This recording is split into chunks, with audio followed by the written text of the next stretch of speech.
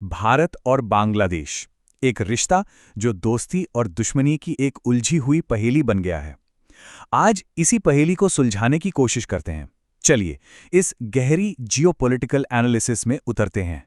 सोचिए, एक तरफ भारत है, एक रीजनल सुपर पावर, और दूसरी तरफ उसका पड़ोसी बांग्लादेश जो अंदर से पूरी तरह हिल चुका है। तो सवाल यह है कि भारत इतना खामोश क्यों है? ये जो रणनीतिक चुप्पी है, इसके पीछे आखिर राज क्या है? आइए इसी को समझने की कोशिश करते हैं। तो सबसे पहले बात करते हैं भारत की इस स्ट्रैटेजिक साइलेंस की। आखिर वो कौन से कारण हैं जो भारत को तुरंत कोई एक्शन लेने से रोक रहे हैं? देखिए, भारत के सामने ना एक बहुत बड़ी डिप्लोमैटिक दुविधा है। अगर वो बांग्लादेश में कोई भी एक्शन लेता है तो वहां की अमेरिका सपोर्टेड सरकार से सीधी दुश्मनी हो जाएगी, और जाहिर है अमेरिका को नाराज करने का रिस्क भी है। एक तरफ चीन और पाकिस्तान की चुनौती तो पहले से ही है। ऐसे में अमेरिका से रिश्ते बिगाड़ना ये एक बिल्कुल नया सिरदर्द होगा। और इस चुप्पी के पीछे एक और बहुत बड़ा डर है, एक ऐसा डर जो भारत को कोई भी बड़ा कदम उठाने से रोक रहा है। वो है 3 मोर्चों का डर। जरा सोचिए, ये भारत के मिलिट्री प्लानर्स के लिए किसी बुरे सपने से कम नहीं है। एक 3 फ्रंट वॉर। पहला मोर्चा चाइना, दूसरा पाकिस्तान, ये तो है ही, लेकिन अगर बांग्लादेश भी एक तीसरा मोर्चा बन गया तो भारत के रिसोर्सेज पर कितना जबरदस्त प्रेशर पड़ेगा, वो बुरी तरह बट जाएंगे। अब आते हैं पाकिस्तान पे, क्योंकि वो इस पूरी सिचुएशन का फायदा उठाने की फिराक में बैठा है। देखिए, पाकिस्तान जो आज कर रहा है वो कोई नई बात नहीं है। ये सब 1971 की हार का बदला लेने की एक लंबी गेम का हिस्सा है। याद कीजिए, 80 के दशक में पंजाब में खालिस्तान मूवमेंट को हवा देना, और अब वो वही खेल बांग्लादेश में खेलने की कोशिश कर रहा है। उसका मकसद साफ है, पुराना हिसाब बराबर करना। तो अगर इसे सीधे सीधे कहें, पाकिस्तान का बस एक ही गोल है, 1971 की शर्मिंदगी को किसी तरह मिटाना, और उसके लिए वो भारत के एक पुराने दोस्त बांग्लादेश को एक नए खतरे में बदलने से भी पीछे नहीं हटेगा। अच्छा, इस पूरे खेल में सिर्फ पाकिस्तान ही नहीं है, एक और बहुत बड़ा प्लेयर है, चीन।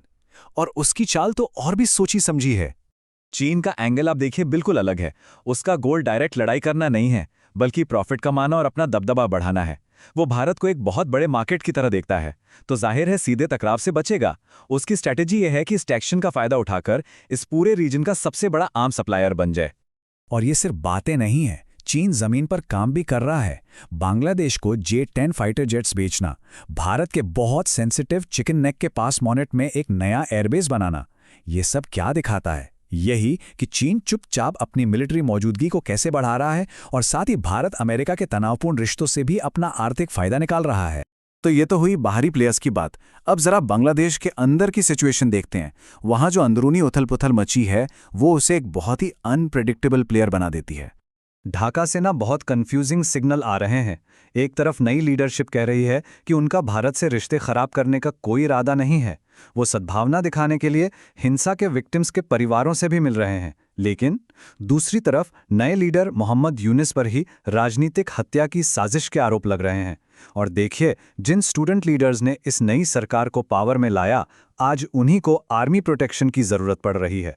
मतलब पूरा मामला बहुत पेचीदा है। तो जब इन सारे फैक्टर्स को एक साथ रखते हैं, अमेरिका का एंगल, पाकिस्तान का गेम, चीन की चाल और बांग्लादेश की अपनी अंदरूनी हालत, तो तस्वीर यह बनती है कि भारत एक ऐसे मुश्किल चौराहे पर खड़ा है जहां कोई भी रास्ता आसान नहीं है। अब अगर हम सिर्फ मिलिट्री पावर की बात करें तो पेपर पर तो भारत बहुत आगे है। वर्ल्ड पावर इंडेक्स में इंडिया की रैंक 4 है, पाकिस्तान 12वें नंबर पर है और बांग्लादेश तो 35वें पर। तो फिर दिक्कत क्या है? ये इतना आसान क्यों नहीं है? ये नंबर्स पूरी कहानी नहीं बताते। देखिए, मेन मुद्दा ये है ही नहीं। असली सवाल तो ये है कि एक दोस्त, एक ऐसा देश जिसे बनाने में भारत ने मदद की, उसके साथ आज युद्ध की बात भी क्यों हो रही है? ये चर्चा शुरू ही क्यों हुई? और इन सब के ऊपर है न्यूक्लियर फैक्टर, एक तरह का न्यूक्लियर चेकमेट। भारत के 2 पड़ोसी न्यूक्लियर पावर हैं, चीन जो एक UNP5 मेंबर है, एक स्थापित न्यूक्लियर देश, और दूसरा पाकिस्तान जो NPT के बाहर जाकर न्यूक्लियर वेपन वाला देश बना है। और यही सच्चाई किसी भी बड़े मिलिट्री एक्शन को रोकती है, क्योंकि हमेशा एक न्यूक्लियर वॉर का डर बना रहता है। तो आखिर में हम उसी सवाल पर वापस आ जाते हैं। भारत के लिए सही मूव क्या है? हार्ड पावर यानी सैन्य ताकत का इस्तेमाल, या सॉफ्ट पावर यानी डिप्लोमेसी? ये एक ऐसा सवाल है जिसका कोई आसान जवाब नहीं है, और जो भी जवाब होगा वो इस पूरे रीजन के भविष्य को तय करेगा। इस पर सोचना वाकई बहुत जरूरी है।